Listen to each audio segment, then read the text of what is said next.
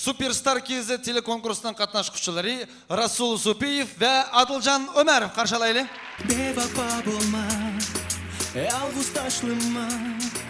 Bu alamda ümidim ret, hech qilmading sen. Ana ishon so'zimga, beraverdan o'zingga.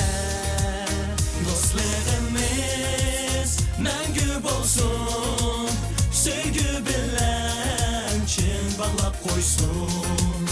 Yollarimiz gulga to'lsin, yangan gulxonning o'ti o'chmasin.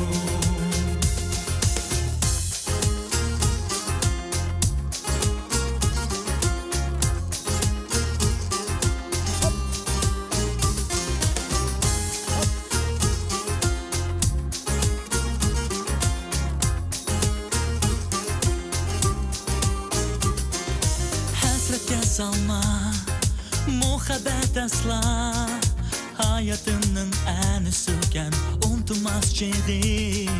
Rastını etsem, melini versem, benim için bolar mengü şad bahar benim.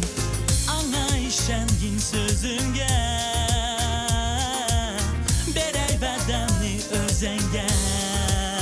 Dostlarımız mengü bolsun, sevgi bilen chin bağlap koysun.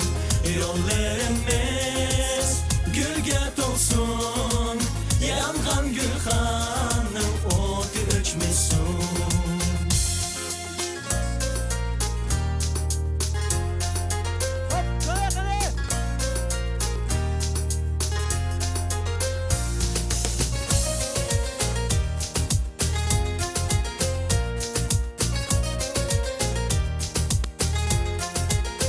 Dostlarımız mengü bolsun, sevgi bilen chin bağlap koysun. Yollarımız gülge tolsun, yangan gülxanning o'ti o'chmasin. Rahmat.